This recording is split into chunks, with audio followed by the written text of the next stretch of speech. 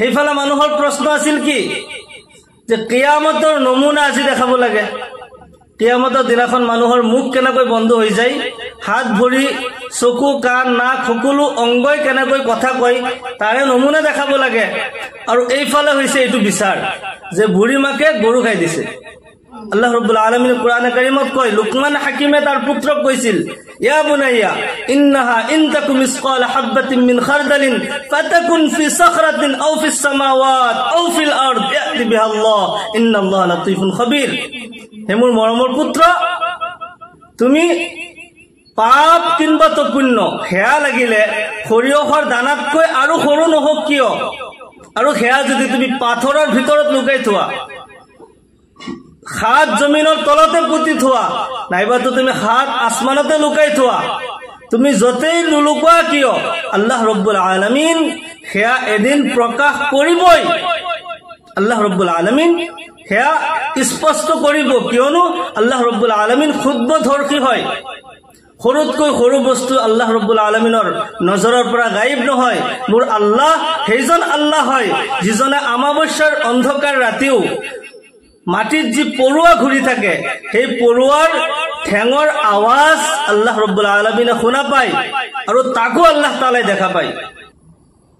আল্লাহ ৰব্বুল আলামিনে এই বিশ্ব ব্ৰহ্মাণ্ডৰ সৃষ্টি কৰিছে আৰু এই জগতৰ এই কায়নাতৰ এদিন ধ্বংস হৈ যাব, সকলো প্ৰাণীৰ এদিন নিঃশেষ হৈ যাব।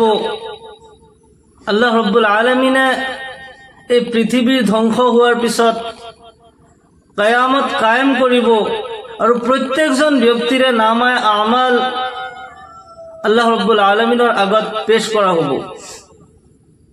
আৰু সেইদিনাখন প্ৰত্যেকজনৰ পাপ কিংবা তো পুণ্য স্পষ্ট হৈ যাব।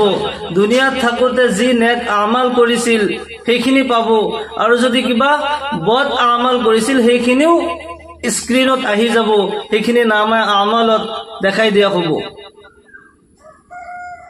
আৰু যিজন ব্যক্তিয়ে দুনিয়াত পাপ কৰাৰ পিছতো তেওঁ মিছা কব বিচাৰে, আল্লাহ ৰব্বুল আলামিনে তাৰ মুখখন বন্ধ কৰি দিব। তাৰ জুবানে কোনো ধৰণৰ কাম নকৰিব, তাৰ প্ৰত্যেকটি অংগই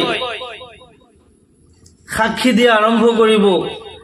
হাত ভৰি কাণ নাক চকু সকলো অংগই সেইদিনাখন সাক্ষী দিব যে মোৰ দ্বাৰা অমুক গুনাহ কৰিছিল। ভৰিয়ে কব অমুক ঠাইত খোজকাঢ়ি গৈছিল, হাতে কব মুখ দি অমুক নাপাক বস্তুটো ধৰিছিল, চকুৱে কব ময়ো দেখিছিলো, কাণে কব ময়ো তাৰ শব্দ শুনিছিলো।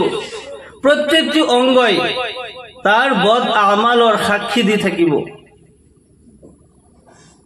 সিদিনাখন মানুহে যিমানেই মিছা কব বিচাৰিব তাৰ মুখখন বন্ধ কৰি দিয়া হ'ব, আৰু সৰ্ব অংগই সাক্ষী দিব যে মই জানো, মই দেখা পাইছো তেওঁ অমুক বদ আমল কৰিছে, অমুক পাপ কৰিছে। দাউদ আলাইহিস সালাতু ওয়াস সালামে যেতিয়া তেওঁৰ উম্মতক এনেদৰে আখিৰাতৰ বিষয়ে কিয়ামতৰ বিষয়ে যেতিয়া ওয়াজ ও নসিহত কৰি আছিল, মানুহখিনিয়ে ইতমিনানে কলবৰ কাৰণে স্যাটিসফাই হোৱাৰ কাৰণে তেওঁলোকে কৈছিল যে হে আল্লাহৰ পয়গম্বৰ, আপুনি যদি আল্লাহৰ প্ৰকৃত পয়গম্বৰ হয় তেতিয়াহলে আপুনি এইখিনি আমাৰ আগত প্ৰমাণ কৰি দেখাই দিয়ক, আমি বুজি লওঁ তাৰে নমুনাটো কেনেকুৱা যে মুখ বন্ধ হৈ যাব আৰু অংগই কথা কব। আমিতো সাধাৰণতে গম পাওঁ হাত ভৰিয়ে কথা কব নাজানে, চকুৱে কথা কব নাজানে, কাণে কথা কব নাজানে, আমি মুখেৰেহে কথা কওঁ। যদি মুখ বন্ধ হৈ যায় আৰু অংগই কথা কয় সেইখিনি আপুনি আমাক প্ৰমাণ কৰি দেখালে আমি আপোনাক আল্লাহৰ নবী বুলি, আল্লাহৰ পয়গম্বৰ বুলি স্বীকাৰ কৰিম আৰু আপোনাৰ ওপৰত ঈমান আনিম, আপোনাৰ প্ৰভু আল্লাহৰ ওপৰতো ঈমান আনিম। হযৰত দাউদ আলাইহিস সালাতু ওয়াস সালাম আল্লাহৰ পয়গম্বৰ হয়, মানুহৰ এই সৱালৰ জবাবো তেওঁক দিয়াটো জৰুৰী হয়। তেওঁ মানুহক উত্তৰত কৈছে, অহাকালি ইবাদতৰ দিনাখন আপোনালোকৰ এই সৱালৰ জবাব দিয়া হ'ব আৰু কিয়ামতৰ নমুনা দেখাই দিয়া হ'ব ইনশাআল্লাহ, আল্লাহ যদি তৌফিক দিয়ে। আৰু দাউদ আলাইহিস সালাতু ওয়াস সালামৰ দিনত ইবাদতৰ দিন আছিল শনিবাৰৰ দিন। শৰীয়তে মুহাম্মাদীত সপ্তাহৰ ভিতৰত আটাইতকৈ শ্ৰেষ্ঠ দিন হৈছে শুক্ৰবাৰ, আৰু দাউদ আলাইহিস সালাতু ওয়াস সালামৰ দিনত শনিবাৰ আছিল ইবাদতৰ দিন। তেওঁলোকে শনিবাৰৰ দিনটো ইবাদতৰ দিন হিচাপে তেওঁলোকে পালন কৰিছিল। এনে মুহূৰ্ততেই যিহেতুকে দাউদ আলাইহিস সালাতু ওয়াস সালাম আল্লাহৰ পয়গম্বৰ হোৱাৰ লগে লগে তেওঁ দেশৰ বাদশাহ আছিল, সম্ৰাট আছিল। তেওঁৰ ওচৰত এটা বিচাৰ আহিলে। আগৰ দিনত যিজন সম্ৰাট হয়, যিজন ৰজা হয়, সেই ৰজাৰ ৰাজ দৰবাৰত, সম্ৰাটৰ দৰবাৰতেই দেশৰ বিভিন্ন ধৰণৰ কেছবোৰ, সমস্যাবোৰ তাতে সমাধান কৰা হয়, তাতে বিচাৰপীঠ বহা হয় আৰু তাতে সকলো সমস্যাৰ সমাধান কৰা হয়। দাউদ আলাইহিস সালাতু ওয়াস সালামৰ ওচৰত ঠিক তেনেদৰে এটা বিচাৰ আহিল, আৰু বিচাৰত এজন সৌদাগৰে আহি কৈ আছে যে মোৰ পোহপালন দিয়া মস্ত গৰু এহাল অমুক বুঢ়ীয়ে জবে কৰি খাই দিছে। বুঢ়ীয়ে মোৰ গৰু জবে কৰি খাই দিছে, হালাকে সেয়া মোৰ সম্পত্তি আছিল, মোৰ মাল আছিল, বুঢ়ীয়ে জবৰদস্তি হালাল কৰি খাই দিছে। এই বিচাৰ মোক কৰি দিব লাগে। দাউদ আলাইহিস সালাতু ওয়াস সালামে সেইজন সৌদাগৰক কলে, তুমি বুঢ়ীজনক মাতি আনা। সেই বুঢ়ী মাকক মাতি আনা হল। বুঢ়ী মাকক অপৰাধ কি সোধাৰ আগে আগে সম্ৰাটে প্ৰশ্ন কৰিলে, হযৰত দাউদ আলাইহিস সালামে প্ৰশ্ন কৰিলে, তোমাৰ পৰিচয় কি? তোমাকতো মই কোনোদিন দেখা নাই।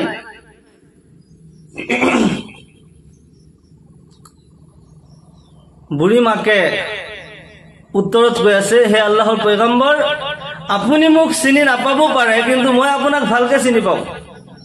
আপুনি দেশৰ সম্ৰাট হয়, আপুনি আল্লাহৰ পয়গম্বৰ হয়, মই আপোনাৰ ওপৰত ইমান আনিছো, আপোনাৰ আল্লাহৰ প্ৰতি মই ইমান আনিছো, মই আপোনাক চিনি পাওঁ। আৰু মই এগৰাকী নিৰক্ষৰ মহিলা হয়, মই দুখীয়া হয়, মোৰ স্বামী, মোৰ পুত্ৰ যেতিয়া সৰু, মোৰ পুত্ৰ সৰু থাকোতে মোৰ স্বামীৰ ইন্তেকাল হৈছে, কোনোবাই হত্যা কৰি পেলাইছে, তেওঁ শ্বহীদ হৈছে। আৰু অমুক পাহাৰৰ কাষতে সৰু এটি ঝুপুৰিত মই বাস কৰি আছো। তেওঁ নিজৰ জীৱনৰ বৃত্তান্ত বৰ্ণনা কৰি আছে যে মোৰ ল'ৰাটো লাহে লাহে ডাঙৰ হল, এতিয়া যুৱক হৈছে, ল'ৰাটোকো ওচৰতে লৈ আহিছে। যিহেতুকে মোৰ স্বামীক কোনোবাই হত্যা কৰি পেলাইছে, মই মোৰ পুত্ৰক হেৰাব বিচৰা নাই, মই মোৰ পুত্ৰক লৈ এক ঝুপুৰিতে বাস কৰো, আমি কতো নাযাওঁ। কিন্তু আল্লাহৰ মদত হয়, আল্লাহে আমাৰ ওপৰত ৰহমত কৰিছে যে প্ৰতিদিনেই আমাৰ ঘৰৰ সন্মুখত এজোপা গাছ আছে, ডালিমৰ গছ। প্ৰতিদিনে আমি পুৱা উঠি দেখা পাওঁ তাতে ডাঙৰ এটা ডালিম পকি আছে। আমি মাক পুতেকে দুইটাই গোটেই দিনটো সেই ডালিম খাই শেষ কৰিব নোৱাৰো। এই ডালিম খাই ৰাতিলৈকে শেষ হয়, পিছদিনা পুনৰাই আকৌ আমি এটা ডালিম সেই গাছত লাগি থকা দেখা পাওঁ। আমি এনেকুৱাকেই জীৱন যাপন কৰি আছো।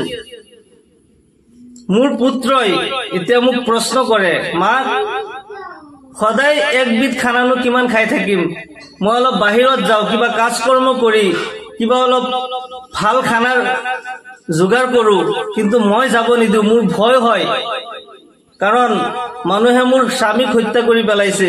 এতিয়া মই মোৰ পুত্ৰক হেৰাব বিচৰা নাই। মোৰ পুত্ৰ কান্দি থাকে, মই তথাপিও কতো যাব নিদিওঁ। এনে মুহূৰ্তত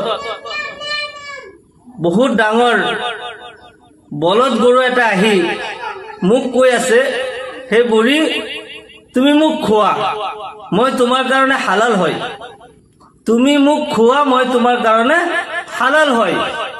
মই আচৰিত হলো আৰু গৰুৰ ভাষ্য শুনি মই নিজকে কিবা ভয় মেহসুস কৰিলো। মোৰ কিবা ভয় লাগিল যে গৰুৱেও কথা ক'ব জানে, জীৱনত কোনোদিন গৰুৰ কথা কোৱা শুনা পোৱা নাই, কিন্তু এতিয়া গৰুৱে কথা কৈছে। মই ভয় খাইছো আৰু গৰুক ঘূৰাই পঠাইছো, তুমি গুচি যোৱা, মই তোমাক খাব নোৱাৰো। তো পিছদিনা আকৌ আহিল মোৰ ল'ৰাটো, মোৰ পুত্ৰ মোৰ ওচৰত আছে, মোৰ পুত্ৰকো কৈ আছে তোমালোকে মোক জবাহ কৰি খোৱা, মই তোমালোকৰ কাৰণে হালাল হয়। পিছদিনাও ঘূৰাই পঠালো। তৃতীয় দিন আহি মোক সেই প্ৰশ্নই কৰি আছে গৰুৱে যে হে বুঢ়ী মাক, মই তোমালোকৰ কাৰণে হালাল হয়, তুমি মোৰ মালিক হয়। তৃতীয় দিন কৈ আছে হে বুঢ়ী মাক, তুমি মোৰ মালিক হয়, তুমি মোক জবাহ কৰি খাব পাৰা, মই তোমালোকৰ কাৰণে হালাল হয়। ইয়াত কোনো ধৰণৰ সন্দেহ নাই তুমি যে মোৰ মালিক হয়।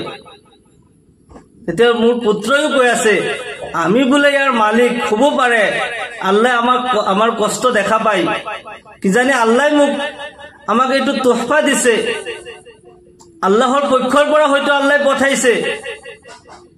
আমি একবিধৰ খানা যে ইমান দিনৰ পৰা খাই আছো আৰু মনতো কষ্ট পাইছো যে বেলেগ কিবা খানা খাও, হ'ব পাৰে আমাৰ অন্তৰৰ কথা আল্লাহ শুনিছে আৰু এই গৰু আমাৰ কাৰণে তোহফা হিচাপে, দান হিচাপে আল্লাহ তাআলাই দি দিছে। সেই বুলি ভাবি আমি দুইজনেই গৰু জবাহ কৰিলো আৰু আমি সেই গৰুৰ মাংস খাই আছো। এতিয়ালৈকে আমি খাই আছো। কিন্তু এতিয়া সদাগৰে আহি পেলাই কৈছে যে গৰু তেওঁৰ হয়, তেওঁ তাৰ মালিক হয়, আমি বোলে অপৰাধী। আমি কেনেকৈ অপৰাধী হলো? আল্লাহৰ পয়গম্বৰ হযৰত দাউদ আলাইহিস সালাম বহুত চিন্তিত হল। বুঢ়ী মাকৰ এই নিৰক্ষৰ মহিলাৰ কথা শুনি আচৰিতো লাগিল আৰু অপৰাধী বুলিও কেনেকৈ কয়। চিন্তা কৰি কৰি তেওঁ কলে অহাকালি ইবাদতৰ দিনাখন তোমালোক আহি যাবা, অহাকালি তোমালোকৰ বিচাৰ হ'ব, সিদ্ধান্ত লোৱা হ'ব ইনশাআল্লাহ, অহাকালি আহি যাবা। এওঁলোককো ঘূৰাই পঠালে। পিছদিনা ইবাদতৰ সময় হল। আমি যেনেকুৱাকে শুক্ৰবাৰে জুমা পঢ়ো, তেওঁলোকেও 2 ৰাকাত নামাজ পঢ়ে। বনি ইছৰাইলৰ দিনতো 2 ৰাকাত নামাজ শনিবাৰৰ দিনাখন পঢ়িছিল। তেওঁলোকে সেই নামাজ আদায় কৰিলে আৰু ফিল্ডত সকলো মানুহ ওলাই আহিল। সেইফালে মানুহৰ প্ৰশ্ন আছিল কি যে কিয়ামতৰ নমুনা আজি দেখাব লাগে। কিয়ামতৰ দিনাখন মানুহৰ মুখ কেনেকৈ বন্ধ হৈ যায়, হাত ভৰি চকু কাণ নাক সকলো অংগই কেনেকৈ কথা কয়, তাৰে নমুনা দেখাব লাগে। আৰু এইফালে হৈছে এইটো বিচাৰ যে বুঢ়ী মাকে গৰু খাই দিছে। এতিয়া হযৰত দাউদ আলাইহিস সালামক আল্লাহ ৰাব্বুল আলামিনে সত্য প্ৰমাণ কৰিম বুলি এই দুইটাই কাহিনী একলগ কৰিছে।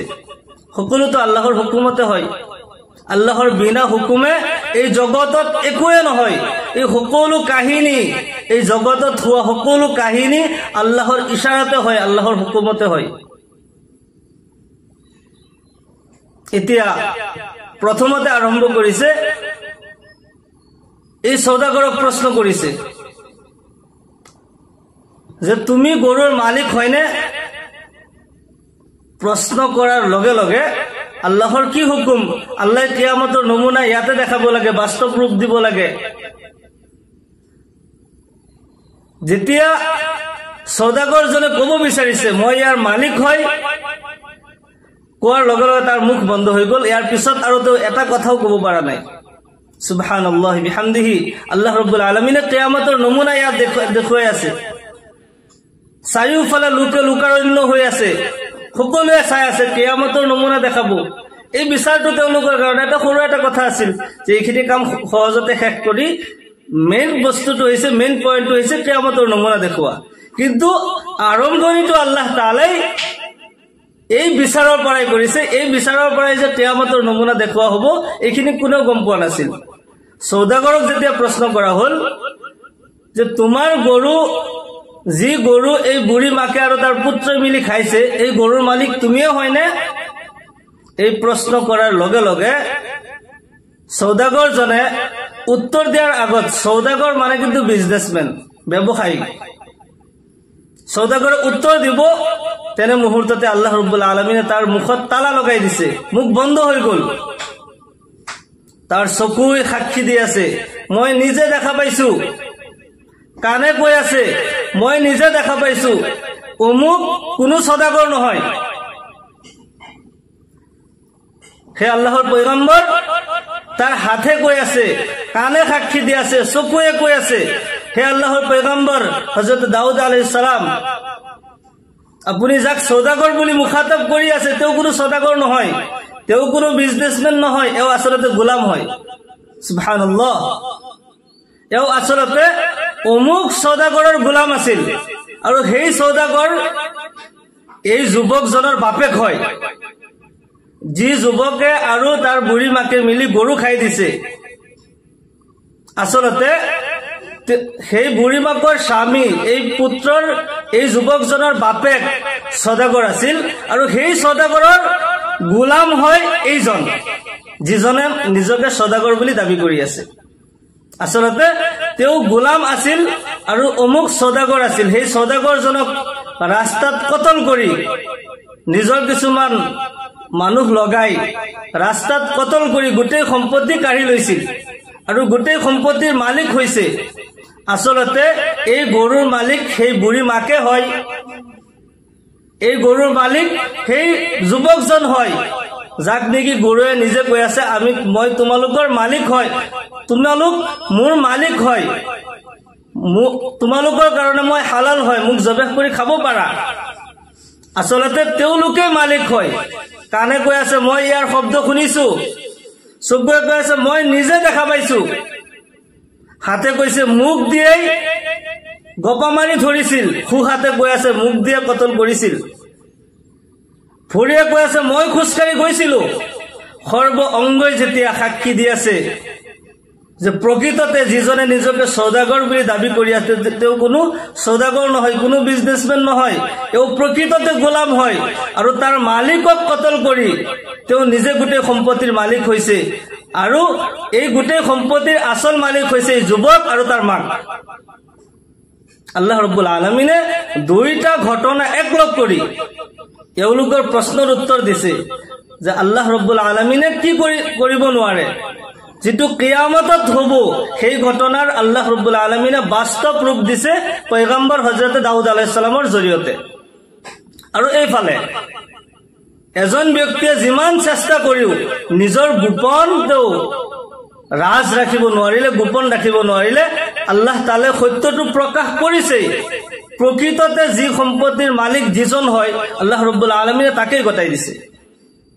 জীৱন্ত অৱস্থাত আমি যিমান আমল কৰো, নেক কিংবা তো বদ, পাপ কিংবা তো পুণ্য, আমাৰ এইখিনি স্ক্ৰিনত আহি আছে, আমাৰ বেকগ্ৰাউণ্ডত এইখিনি গোটেই লিখা হৈ আছে। ইয়াৰ পিছতো আল্লাহ ৰাব্বুল আলামিন আলিমুল গায়ব হয়।